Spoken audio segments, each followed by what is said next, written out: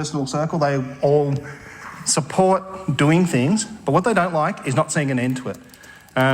They don't like hearing about checkpoints leaving Melbourne where the police are checking your travel permits. We need a travel permit. We aren't above anything. They don't like curfews. I've lived in a number of places in my life.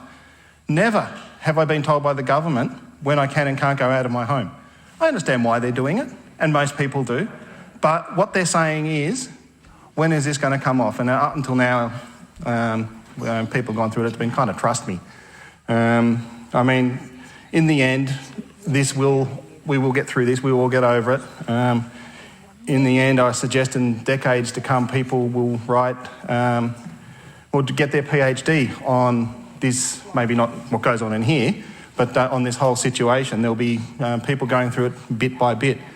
And we all know mistakes have been made. Things have got right, though. No one can get everything right, particularly in something that's new. It's 100 years since the last thing of this nature. But this is not just about giving the Chief Health Officer and the COVID Cabinet extra powers or more powers for longer. This keeps on granting those powers to all levels of government. And there's been a lot said in here today about various things. I'm not going to rehash things, I'm not in the habit of that. But what I am going to do is my constituency is fairly narrow. The bit of the giveaway is in the party name, the Shooters, Fishers and Farmers. So what a lot of my people see, and they're not all shooters, I've got to be honest, but they're generally quite sympathetic to the cause, is in the first wave, good old licensing and regulation, and it's good to see that both the other minor parties, the Nats and the LDP, are finally onto this. I asked a question 2 weeks ago and did a video on Friday, and now we're hearing stuff. That's excellent.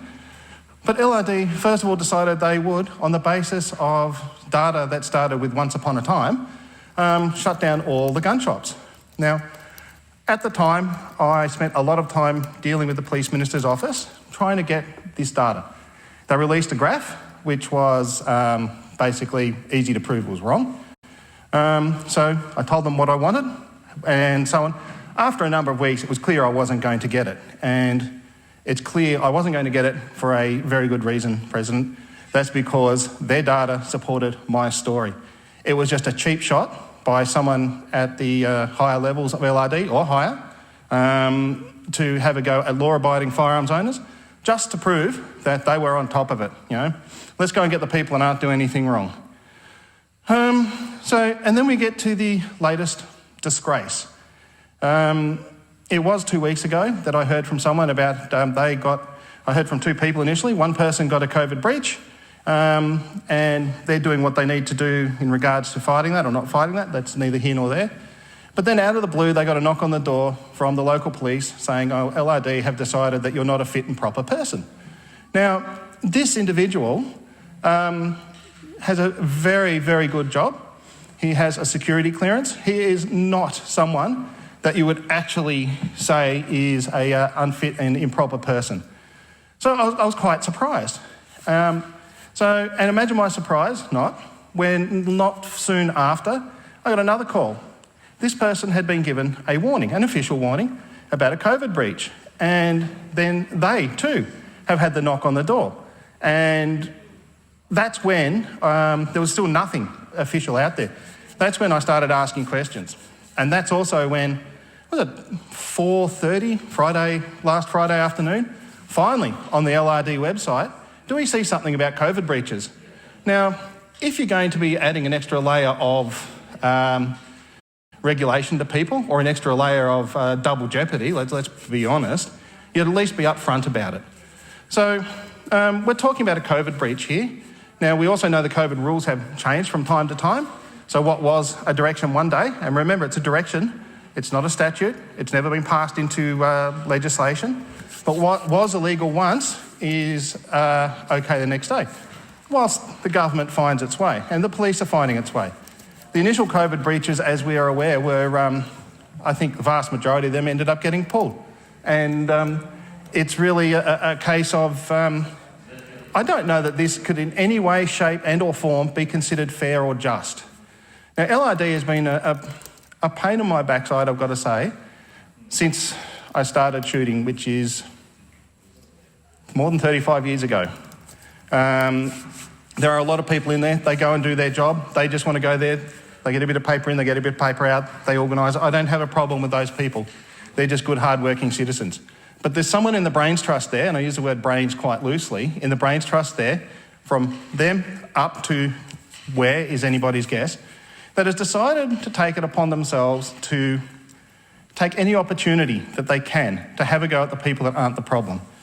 Now, I found out during the weekend, security guards also got that letter from LRD. And by the way, for anyone in LRD, I still haven't got mine. I'm still waiting for my email. That would be nice. Are they doing this to other people? And not just Victoria Police, but the wider government. What about someone with a driver's licence, boating licence? What about someone with an explosives licence, which is a work cover thing? You know, I'll bet any money that if they get a COVID breach, no one's bothering to hammer them. So it's no wonder my people are worried about what's going on. There's no wonder that there's a whole lot of people saying, well, if they can't even get this tiny little bit right, well, what's going to happen in the next 6 months? Now, it's my understanding that the numbers are with the government to get through, but I think it's time that the government listened a little bit to the people, communicated with them more, gave them some hope that this isn't just going to be another 6 months of the same. They keep on saying that, but not how. Now, I don't envy the Premier and his daily standing up and going through all that and getting questioned. I'm not sure I could do it, but I think there's been too much in the way of reliance on numbers, not enough reliance on what's going on in the future. We're all human. We all want to see the end to this, but we also all want to know we're doing the right thing.